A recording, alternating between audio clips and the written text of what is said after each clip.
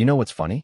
Most people think their rock bottom looks like divorce papers or a court date. Maybe a few empty whiskey bottles lined up on the kitchen counter. But let me tell you, you never really see it coming until someone's lobbing rocks at your head from even lower ground. For me, that person was Beverly Parker, the self-appointed queen of HOA hell, waving around fake legal papers in my cabin and screaming about how she was taking everything I had left, my land, my peace, my sanity. Only she had no idea who the man sitting at my kitchen table was. And that, folks, is where her bad day really started. 8 months before Beverly stormed into my life, I'd already lost nearly everything that mattered. My house, gone. My marriage, over.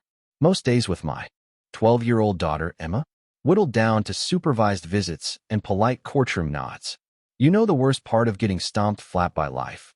It's when you realize you're the only one left to pick yourself up, and the world's still coming at you like you've got some fight left. My name's Scott Rogers, and if you told me that crawling through the aftermath of Afghanistan with a mild case of PTSD, the VA's favorite joke, wasn't actually rock bottom, I would have laughed myself right into another panic attack.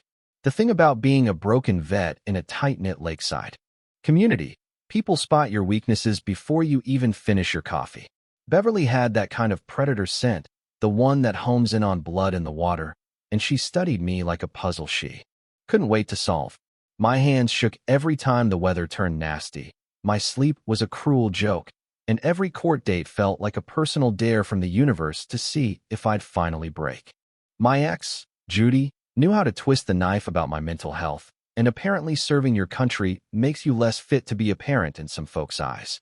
So there I was, holed up in my grandfather's old cabin on Lake Michigan, just 2 acres, a worn dock, surrounded by pines. But it was the only place the world went quiet for me. When Emma came by, she'd explode out of her mom's car and straight for the tackle box, all bright eyes and questions about new lures. Those weekends were worth every lawyer bill, every gray hair. 60 years of Rogers' family sweat built into that place. It was meant to be Emma's someday, the kind of legacy most people only dream about. But sanctuaries are only safe until someone decides they want what you have. I should have known something was off when that silver sedan started showing up at odd hours, or when I caught someone snapping professional photos of my property. Have you ever felt hunted but can't spot the predator? Welcome to my September. One chilly Tuesday, I was on the dock with my coffee, mist rising off the water, when doors slammed up at the driveway. Beverly, stepping out of her sedan in corporate battle gear, clipboard in hand. She was followed by Frank Martinez, a survey contractor who looked like he'd rather be anywhere else. Emergency property assessment, Beverly chirped, already setting up cameras. I tried to object, but she just cut me off, going right for the jugular. Does your daughter know daddy's breaking county regulations? That's when my hands started to shake. And not because of PTSD this time. Frank slipped me a quiet sorry man. She's got leverage. Turns out, Beverly had everyone figured out.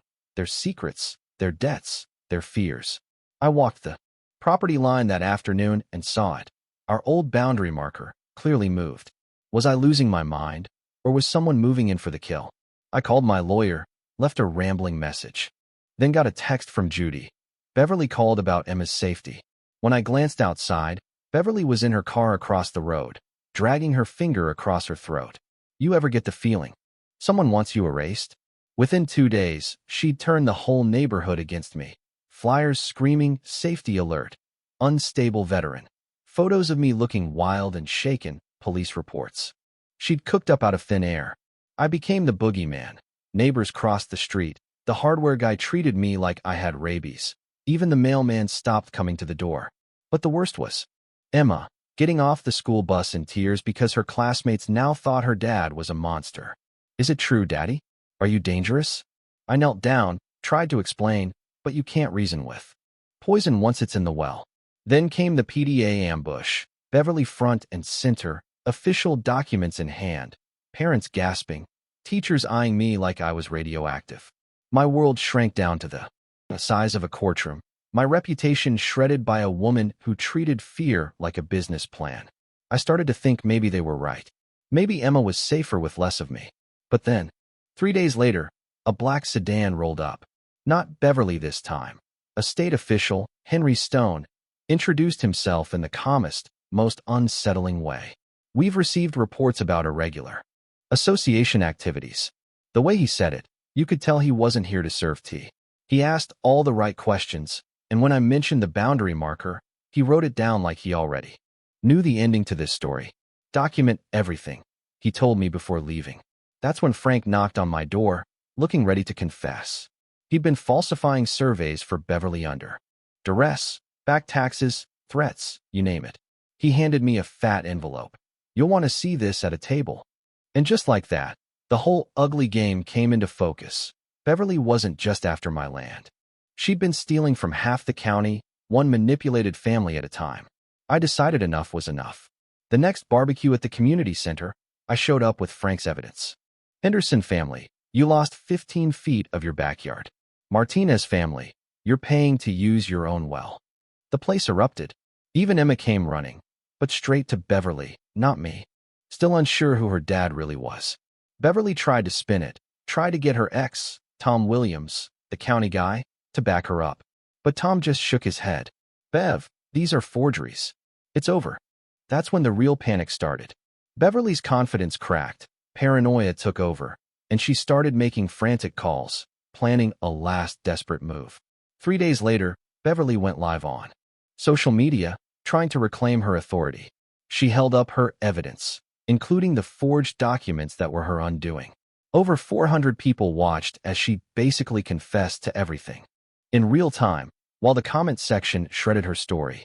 By the next afternoon, the Attorney General's office was calling, and the whole town was watching as her empire crumbled. And then came the finale.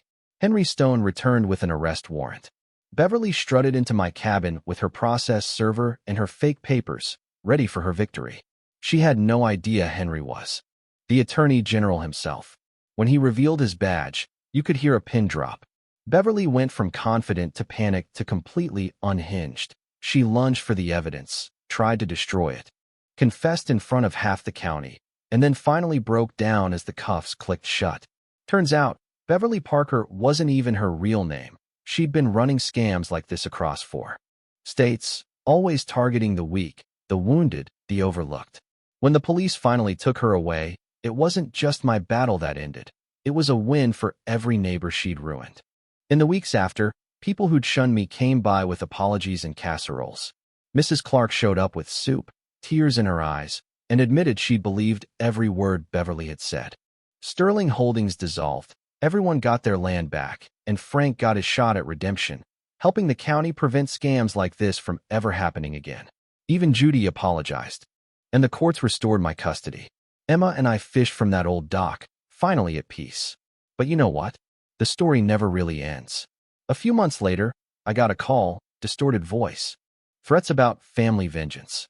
A shadow with binoculars started showing up across the lake. Emma asked who it was. I just hugged her tighter, told her it was nobody important, but the truth is, sometimes fighting for your home just means you're the first one standing when the next storm comes rolling in. So tell me, what do you think real justice looks like? Is a few years in prison enough? For someone like Beverly? Drop your thoughts in the comments, share your own stories. Let's talk about what community means and what we owe each other when the worst comes knocking. If you stuck around for this wild ride, hit like, subscribe, and let me know if you want to hear what happened next. Because trust me, this echo isn't done ringing out.